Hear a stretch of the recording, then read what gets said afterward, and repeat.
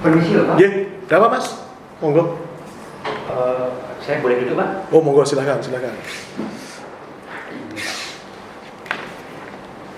Kenalkan Pak, saya Kang Kepo. Oh Kang Kepo, nggih. Ya, supaya jalan-jalan sana sini mata saya itu sering jelalatan. Pengen kepoin, sering mengendus semuanya yang ada di sini.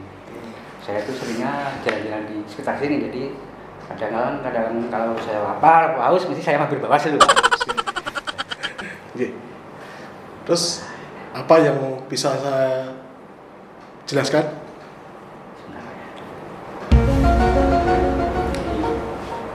Orangnya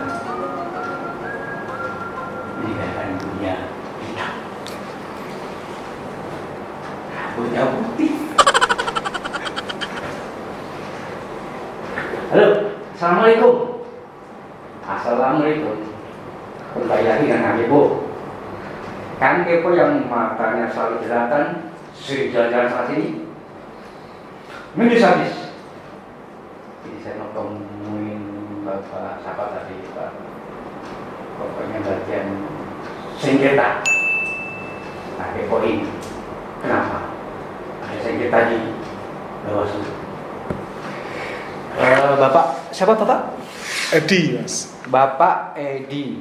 Kok singkat namanya? Ya, Edi Budi Susilo Kang. Ya, kayak panggil keliru juga panggil Mas. Edi Budi Susilo. Susilo, panggilannya Bapak Edi. Ya, Ebud.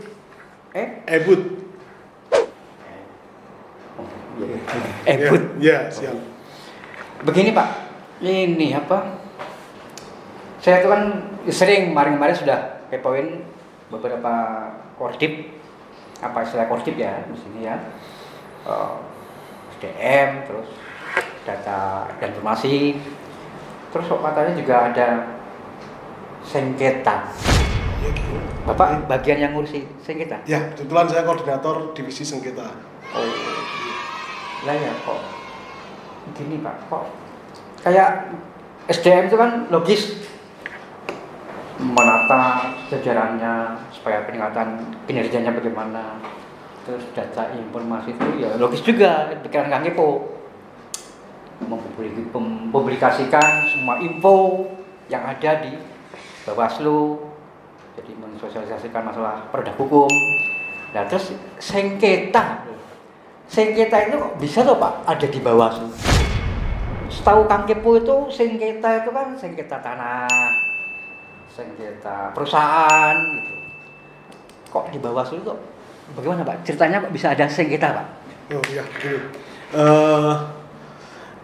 Sengketa sengketa di Bawaslu, kenapa bisa ada sengketa di Bawaslu? Ya.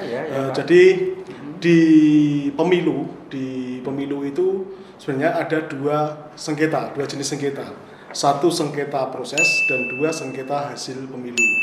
Nah, untuk sengketa hasil pemilu itu adalah kewenangan penyelesaiannya ada di Mahkamah Konstitusi. Mahkamah Konstitusi. Ya, di sana MK Pak? Jakarta. Jakarta Pak ya? Jadi, kalau sengketa proses pemilu, menurut Undang-Undang Nomor 7 Tahun 2017 dan Undang-Undang Nomor 10 Tahun 2016, Bawaslu mempunyai kewenangan untuk menyelesaikan sengketa proses pemilu. Salah satunya itu, selain untuk pengawasan, pencegahan dan penindakan terhadap pelanggaran pemilu. Jadi dari situlah lahir divisi sengketa. Jadi dari dasarnya dari Undang-Undang Nomor 7 Tahun 2017 dan Undang-Undang Nomor 10 Tahun 2016. Jadi selain pengawasan, terus ada pencegahan, terus ada penindakan, mungkin ada juga sengketa, penyelesaian sengketa. Sengketa ya, potensi itu terjadi sengketa ya. Betul, terus sengketa itu tadi sengketa proses pemilu, ya. Sengketa hasil. Nah, terus yang sengketa proses pemilu itu bagaimana Pak? Maksudnya yang sengketa itu siapa Pak? Sekarang gini, sengketa proses pemilu siapa yang bisa bersengketa? Siapa yang bisa bersengketa? Jadi sengketa proses pemilu itu memang disediakan mekanisme itu disediakan untuk menjamin keadilan bagi peserta pemilu. Menjamin, Pak. Penting soalnya. Saya baru dengar Pak, sengketa di Bawaslu itu baru dengar. Saya tertarik. Ini boleh. Saya sampaikan pada ini ada kertas bekas. Siap. Pakai aja. Ya, monggo. Oh iya Pak, pinjam dulu Pak ya. Oke. Jadi sengketa Proses pemilu. proses pemilu. Oke. So, Ya, sengketa proses pemilu itu adalah untuk menjamin keadilan bagi peserta pemilu yang merasa dirugikan secara langsung oleh peserta lain maupun oleh penyelenggara pemilu. Dalam hal ini KPU. oleh peserta lain maupun penyelenggara Pemilu dalam hal ini KPU. KPU. Ya. Komisi Pemilihan Umum. Umum Ya. penyelenggara. Penyelenggara itu cuman KPU saja Pak? Penyelenggara KPU menurut undang-undang itu ada KPU Ya. sebagai pelaksana teknis, kemudian Bawaslu sebagai pengawas pelaksanaan pemilu itu sendiri, dan DKPP. DKPP itu Dewan Kehormatan Penyelenggara Pemilu. Berarti bisa juga ya peserta dengan penyelenggara, berarti bisa juga dengan KPU, bisa juga dengan Bawaslu, bisa juga dengan DKPP, bukan? Tidak, kalau untuk sengketa khusus dengan KPU sebagai pelaksana teknis untuk pelaksanaan pemilu. Karena apa Pak? Bisa karena kok hanya KPU? Karena KPU yang secara langsung mengatur teknis pelaksanaan pemilu. Jadi ketika tadi ditanyakan siapa saja yang boleh kalau bisa bersengketa, jadi yang bisa mengajukan permohonan sengketa adalah para peserta pemilu. Peserta pemilu. Dalam hal ini kalau di pemilu ada partai politik, betul. calon DPR, DPRD, DPD, dan pasangan presiden dan wakil presiden untuk pemilu. Sedangkan untuk pemilihan adalah calon pasangan ketua daerah, kepala daerah. Oh, berarti mereka bisa mengajukan sengketa ketika mereka merasa dirugikan. Iya, dengan adanya keputusan atau berita acara KPU yang diterbitkan oleh KPU. Maksudnya bagaimana Pak? Keputusan Seumpama ketika KPU pada masa verifikasi. Umpamanya tahapan verifikasi, verifikasi ada KPU menyatakan bahwa salah satu pasangan calon tidak lolos dalam menjadi peserta pilkada. Peserta pilkada merasa dirugikan secara langsung karena dia merasa sudah memenuhi semua persyaratan. Nah, pasangan calon itu bisa mengajukan permohonan sengketa kepada Bawaslu, kepada KPU melalui Bawaslu. Berarti permohonan sengketanya kepada Bawaslu ya. Kepada KPU melalui Bawaslu. Karena merasa sebenarnya harus memenuhi syarat tapi tidak memenuhi syarat. Nah, terus setelah mereka ke Bawaslu itu, terus metodenya bagaimana Pak? Di Bawaslu sebenarnya proses penyelesaian sengketa, proses permohonan itu ada tata caranya yang diatur di Perbawaslu nomor 5 tahun 2019 untuk pemilu, dan untuk pemilihan kepala daerah itu ada di Perbawaslu nomor 2 tahun 2020. Jadi ketika ada peserta pemilu yang mengajukan permohonan sengketa ke Bawaslu, ada petugas khusus nanti yang akan menerima permohonan tersebut. Petugas dari Bawaslu. Dari Bawaslu. Ada petugas khusus yang akan menerima. Kemudian petugas itu kan memeriksa tentang syarat formil, material semua. Ketika itu sudah memenuhi syarat, petugas akan meregistrasi. Tapi ketika tidak memenuhi syarat, akan diberi waktu untuk melengkapi tambahan itu 3 hari. Sejak mengajukan permohonan pertama. Permohonannya padahal berapa hari Pak? Permohonan, jadi ada masa-masa pelaporan itu bagaimana bisa dilaporkan. Jadi masa pelaporan itu bisa dilaporkan maksimal 3 hari setelah berita acara atau putusan KPU itu terbit. Setelah terbit itu ya? Terbit SK KPU atau berita acara dari KPU. Siap. Jadi 3 hari mereka yang merasa dirugikan mohon mengajukan ke maksimal, jadi pertama hari kedua boleh maksimal 3 hari. Lebih dari 3 hari dianggap sudah kadaluarsa, tidak bisa diterima atau tidak bisa diregister. Pakai kadaluarsa? Iya. Oh, pakai susu Pak? Iya. Ada apa? Sering minum susu ya. Ada istilahnya es pahit. Es pahit itulah. Oh, berarti setelah itu mereka diterima di sini, terus apa Pak? Diperiksa Oh. oleh petugas yang menerima permohonan tadi. Ya, diperiksa. Kemudian Ya. kalau sudah lengkap, diregister, kemudian oleh petugas disampaikan pada pimpinan melalui korsek, disampaikan ke pimpinan untuk kemudian dibahas. Nah, setelah diregister, kita untuk menyelesaikan proses sengketa itu, kita mempunyai waktu 12 hari kalender. Jadi sejak diregister sampai ada keputusan itu nanti 12 hari. 12 hari. Jadi, ya. Siap. Dan mekanismenya adalah melalui mekanisme penyelesaiannya adalah melalui proses musyawarah. Musyawarah. Ya, musyawarah. Musyawarah SART gitu. Wah, musyawarah otomatis musyawarah antara pemohon dan termohon. Musyawarah ada 2 tahapan musyawarah untuk penyelesaian sengketa itu, musyawarah tertutup dan musyawarah terbuka. Musyawarah tertutup baju terbuka. Musyawarah tertutup itu tidak melibatkan pihak lain. Hanya pemohon, termohon. Nah, di sini posisi Bawaslu ada sebagai mediator. Apa? Mediator. Jadi memediasi agar pakai kain. Apa itu, Mas? Apa yang sapi itu kerbau mediator. Oh, itu traktor. Oh. Suka plesetan ya, Mas ya? Gladiator. Gladiator apa, Bu? Itu banteng, kalau gladiator banteng yang tebu. Gladiator, mediator. Jadi sebentar Pak, mediator. Oh, kemarin saya dengar ya yang aneh itu misalnya juga pas bagian data berpas itu menyebutkan narasumber. Tahu saya narapidana. Ini ada lagi mediator. Ya.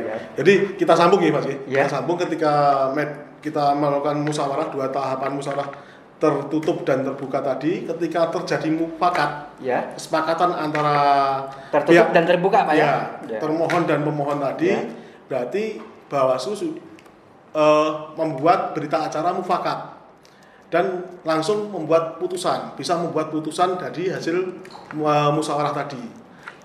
Putusan. Ya. Penyanyi. Judika. Adjudikasi. Adjudikasi. Artinya itu apa? Persidangan. Ya, persidangan di situ nanti adjudikasi. Dalam persidangan nanti Bawaslu bertindak sebagai majelis yang dipimpin nanti sebagai ketua majelis, minimal dipimpin oleh 3 orang majelis. Oh, Bawaslu juga punya kewenangan untuk itu ya, Pak? Iya. Oh, saya kira namanya sidang itu mesti kan hakim, jaksa, polres itu bukan? Bukan. Jadi Bawaslu punya kewenangan untuk itu. Jadi ketika itu kita periksa bukti, kita semua ketika tidak terjadi kesepakatan tadi, Bawaslu nanti dari pemeriksaan itu Bawaslu bisa membuat keputusan. Nah, keputusan itu yang dikeluarkan oleh Bawaslu itu adalah dengan menimbang permohonan dari pemohon dan jawaban dari termohon, mengambil solusi jalan tengah yang sama-sama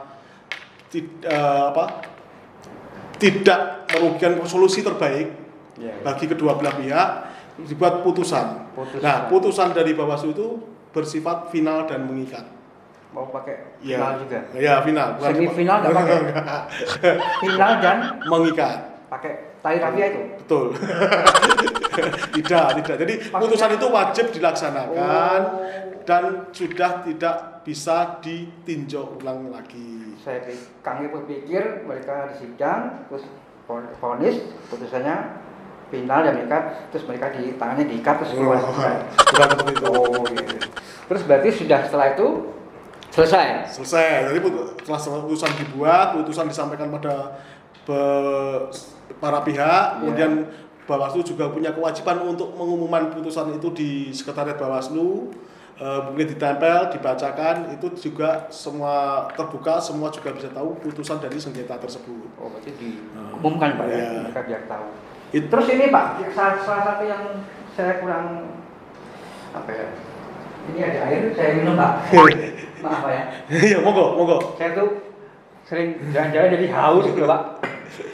Ya, siap. Ini yang salah satu yang saya kurang paham. Jadi haus itu ada air, saya masih ada yang saya jelaskan lagi, Pak. Iya. Jadi gini. Bentar. Saya jadi malu, Pak. Wah. Kalau Sampai ngomong tapi gak enak. monggo. Bentar, Pak ya. Siap.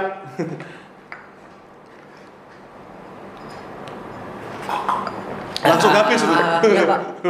Saya mesti di mana-mana mesti kalau bertamu mesti langsung habis. Soalnya sering jalan-jalan. Haus ya? Haus, Pak. Mau beli ada uang tapi yang jual nggak ada.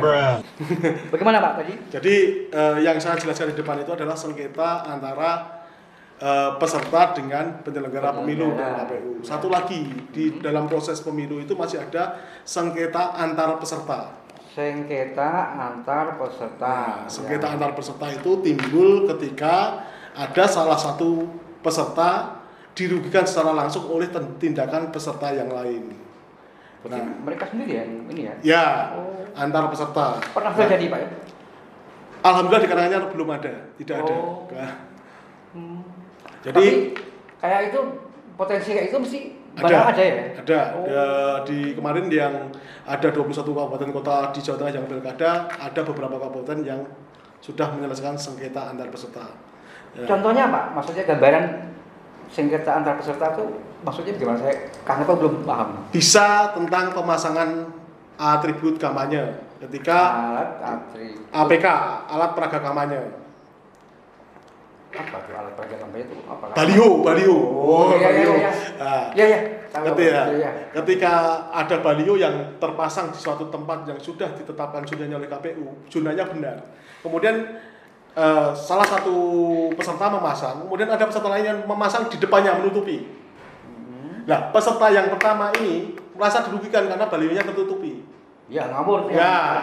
Betul Pak. Ngawur. Kalau mereka selesaikan secara sendiri tanpa ada mediasi atau melibatkan Bawaslu akan terjadi kerusuhan, malah jadi perkelahian antar peserta sendiri atau antar pendukung. Nah, Bawaslu mempunyai mekanisme untuk menyelesaikan sengketa antar peserta ini. Nah, proses penyelesaiannya ini diselenggarakan secara cepat, tidak secara cepat. Proses penyelesaian sengketa cepat. Bentar, Pak. Secara cepat, naik bis gitu. Oke. Secara cepat adalah ketika laporan itu disampaikan pada Bawaslu, di tempat itu bisa melalui Panwascam di tangan panjang Bawaslu di kecamatan dan diselesaikan di situ di waktu yang sama juga. Diselesaikan di situ secara cepat. Ya. Misalnya, partai A, partai B itu perebutan tempat ya, Pak ya? Ya. Kan belum ada pengawas Bawaslu. Terus secara cepat maksudnya ketika mereka ada yang ngebel ke Bawaslu, Bawaslu cepat-cepat itu. Ya, ketika melaporkan ada pelaporan itu, Bawaslu harus segera sigap untuk segera menyelesaikan permasalahan yang ada di situ. Jadi ketika ada laporan langsung merapat ke situ. Permohonannya apa, yang dimohon apa, permasalahannya apa, kita ketahui dan kita undang dua-duanya. Di situ juga? Ya. Di TKP juga? Dan yang boleh mengajukan permohonan sekali lagi kita sampaikan bahwa hanya peserta pemilu. Di situ peserta pemilu ada pasangan calon atau tim suksesnya yang sudah didaftarkan di KPU. Jadi tidak bisa serta-merta orang per orang yang tidak sesuai ketentuan ini mengajukan permohonan sengketa. Ya. Nah, di situ kemudian Panwasnya sebagai dia sudah memegang mandat dari Bawaslu. Apa itu, Mas? Maaf, Pak. Lapar juga. Tangan saya biasa, Pak. Monggo, saya sambil cerita ya. Iya, saya lebih sambil makan saya suka, Pak. Iya, Pak. Jadi serta-merta wah saya masih bingung ini. Aku tinggal segini. Ya, serta-merta. Ya. Dengan mengundang para pihak berusaha untuk menyelesaikan secara mufakat atau dengan kesepakatan agar tidak terjadi perselisihan. Jadi kalau bisa mereka bermusyawarah dulu mencapai kesepakatan. Kalau tidak kesepakatan tanpa melalui persidangan dengan memeriksa alat bukti yang ada, Panwas kecamatan yang sebagai memegang mandat dari Bawaslu Kabupaten bisa membuat putusan langsung. Jadi sengketa cepat itu tidak melalui adjudifikasi. tidak perlu adjudikasi ya. Ya. Padahal adjudikasi tadi dikatakan ada ketua, hakim, Ya. dan lain-lain. Tapi kalau penanganan cepat enggak Ya. perlu. Enggak, karena kalau kita tunda kita selesaikan selama 12 hari, kemungkinan nanti akan terjadi ekses-ekses yang lain. Selesaikan pada saat hari itu juga segera bisa clear. Sengketa cepat. Iya. Iya. Ini Kang Epo baru ini, Pak. Menulis biasanya Kang Epo kalau tanya-tanya kemarin Pak nggak pernah nulis, tapi ini karena sesuatu yang baru, sengketa baru bagi Kang Epo. Setahu Kang Epo itu sengketa itu lagu, Pak. Apa itu lagu apa itu? Sengketara sinar surya merah. Itu judulnya apa itu? Pak? Biasa Kang Epo namanya bercanda, Pak. Siap. Terus itu Pak, penjelasan secara cepat. Ya terus untuk hitam di atas putihnya itu bagaimana Pak? Untuk apa legalitas kekuatan hukumnya itu bagaimana? Nah, tentu petugas-petugas pengawas di kecamatan kalau untuk itu sudah dibekali dengan form-form untuk penyelesaian sengketa. Jadi sudah ada form-formnya. Jadi pada saat itu bisa ditulis tangan dulu. Oh bisa. Bisa ditulis tangan dulu form-formnya, pengajuan permohonan, terus hasil berita acara musyawarahnya, mencapai kesepakatan atau tidak, kemudian putusannya bisa ditulis tangan dulu. Sah juga Pak ya? Sah karena juga ada peserta ya, pihak terkait, pihak pemohon dan termohon juga ada di situ, karena disediakan di situ. Kemudian untuk kelengkapannya segera bisa diketik di kantor pada hari itu, pada hari putusan itu terbit, para pihak juga harus bisa menerima dari putusan atau salinannya itu pada hari yang sama. Oh bisa juga berarti tulis tangan sah. Ya. Kang Epo pikir pada saat itu dari Bawaslu harus bawa kayak gini, bawa genset ya. ketik situ ngeprint. Enggak seperti itu. Oh, enggak seperti berarti itu. ya malah efisien Pak ya. Kan ada bukti perekaman juga, nanti ada yang merekam dokumentasi juga ada. Oh, gitu. untuk kekuatan. Iya. Iya. Sepaham Kang, kalau sedikit bisa paham kan. Iya. Terus seumpama tadi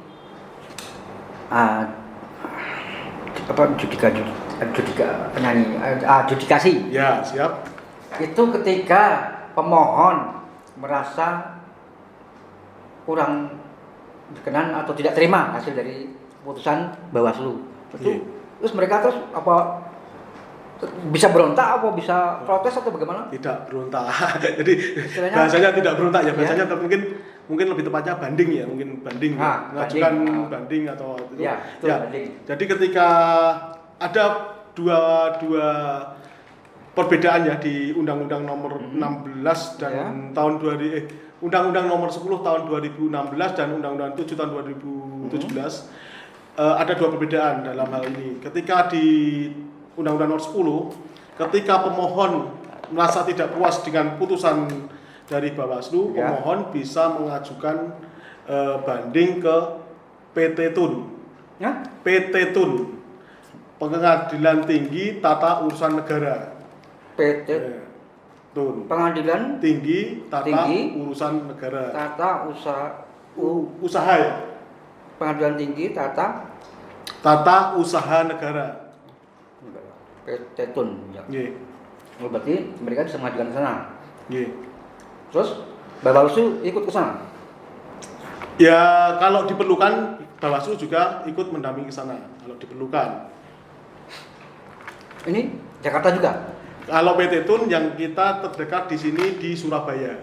Wah, ya lumayan jauh ya, Pak. Ya. Berarti Itu untuk yang pemilihan ya. Tadi saya katakan ada dua perbedaan. Sedangkan untuk yang untuk pemilu yang Undang-Undang Nomor 7 tahun 2017, apabila pemohon merasa tidak puas bisa mengajukan banding ke Bawaslu RI. Jadi untuk pemilihan ke PT Tun, kalau pemilu ke Bawaslu RI bandingnya. Dalam hal ini pemohon. Tetapi kalau yang tidak puas termohon termohon tidak bisa mengajukan banding karena keputusan atau putusan Bawaslu itu sudah final dan mengikat tadi. Ya. Oh, berarti bisa diteruskan ke PT Tun tadi, Pak ya? Oh. Nah, sekarang Bawaslu berarti mereka juga harus menguasai background mereka juga masalah hukum ya orang-orangnya. Ya sementara ini kan tidak harus lah, tapi semua hal bisa dipelajari karena selama ini kita juga sering diberikan bintek-bintek dari provinsi, dari RI untuk masalah-masalah seperti ini, untuk memperdalam masalah-masalah seperti ini. Iya, sengketa. Semua hal kan bisa dipelajari. Iya betul Pak. Cuman Kang Kepo ini baru dengar namanya sengketa kok ada di Bawaslu. Kalau kayak kemarin-kemarin kan memang nggak bisa kok sengketa kok aneh. Tapi terserah Bapak Budi tadi sudah jelaskan memang potensi sengketa memang sering terjadi saat pemilu Pak ya. Ya Kang Kepo sudah paham dan tadi ada sengketa proses. Ya, sengketa hasil. Ya. Sengketa hasil terus subjeknya apa itu Pak? Subjeknya sengketa itu? Objek ya maksudnya, yang disengketakan ya. Kalau objek yang disengketakan kan tadi SK. Subjek kan tadi peserta pemilunya subjeknya. Ya objek tadi SK dari KPU, acara tadi. Atau hal-hal yang lain yang mengakibatkan salah satu peserta merasa dirugikan secara langsung oleh peserta yang lain. Terus untuk misalnya sidang itu ya kayak di pengadilan biasanya di luar tuh Pak. Saya soalnya pernah dulu saya sering di sidang Pak. Tapi sidang ini kendaraan momen. Bawaslu mempunyai ruang sidang tersendiri. Oh ada juga Pak ya? Ada di sebelah ini ada jadi kita setting untuk bila ada terjadi sidang ketika ada permohonan sengketa dan membutuhkan sidang, kita sudah juga menyiapkan ruang sidang untuk penyelesaian sengketa ini. Jadi kalau sidang itu ini Pak ya, memang itu kan dihadiri oleh semua pemohon dan yang terlapor ya. Pihak-pihak terkait. Pihak-pihak terkait ya. Sekarang kami paham Pak. Jadi memang sengketa jika memang ada di bagian Bawaslu untuk bisa menyelesaikan itu karena kadang-kadang dalam pemilu ada potensi seperti itu ya. Oke Pak, terima kasih. Jadi memang Kang Kepo terus terang jujur Kang Kepo. Biasanya Kang Kepo orangnya sering ngapusi, sering bohong, tapi ini jujur. Kang Kepo baru dengar sengketa di Bawaslu, baru dengar. Ternyata memang sangat perlu dan bagian dari tugas Bawaslu juga. Nanti biar Kang Kepo sampaikan pada teman-teman Kang Kepo, komunitas Kang Kepo, biar mereka paham. Iya, saya kira juga memang untuk sengketa ini masih banyak masyarakat yang belum memahami bahwa salah satu kewenangan Bawaslu adalah untuk menyelesaikan sengketa proses pemilu ini. Dalam hal ini saya sebagai Kodim Sengketa juga minta bantuan dari Kang Kepo untuk bisa menyampaikan pada masyarakat di Karanganyar agar bisa memahami salah satu tugas Bawaslu adalah menyelesaikan sengketa proses pemilu. Siap. Nanti akan Kang Kepo sampaikan, ceritakan masalah sengketa. Dan memang lebih kayak semacam mengerikan tapi lebih membakar semangat adrenalin itu kalau sengketa itu kalau semua terjadi memang cukup memicu semacam jiwa kita untuk semakin berani untuk menyelesaikan. Ya begitu Bapak, saya terima kasih. Saya juga terima kasih atas kunjungannya. Sudah banyak yang disampaikan Bapak terkait masalah sengketa. Ini Kang Kepo bawa kertasnya Pak, semua pulpennya. Siap, pulpennya saya. Jangan pulpennya nanti saya pakai apa? Waduh Pak. Bawaslu Pak. Bawaslu pulpennya boleh. Pulpen Pak. Ya udah. Yang lainnya pulpen aja. Nanti mampir ke warung saya. Oh, siap. Siap. Kebetulan Kang Kepo lapar Pak. Siap nanti. Makan siang nanti bareng-bareng. Ya, begitu Pak. Terima kasih sekali. Maaf kalau sudah Kang Kepo sudah mengganggu. Siap. Nanti biar Kang Kepo sampai kepada masyarakat. Siap, terima kasih. Salam buat teman-teman Kang Kepo di luar. Ya, siap. Yang bisa Di bawah? Mau bawa apa? Enggak.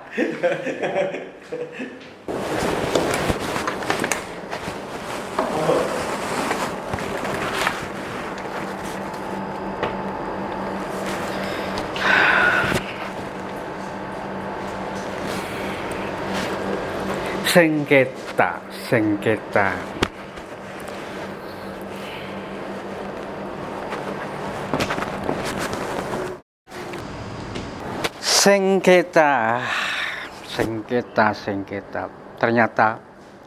Ternyata lur, sengketa itu memang berpotensi terjadi saat pemilu.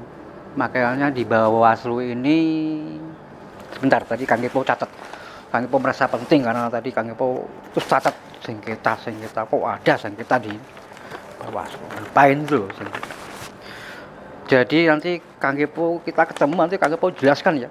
Tadi dikatakan oleh Bapak itu tadi, Bapak Edi. Itu ada sengketa proses pemilihan, ada sengketa hasil pemilu.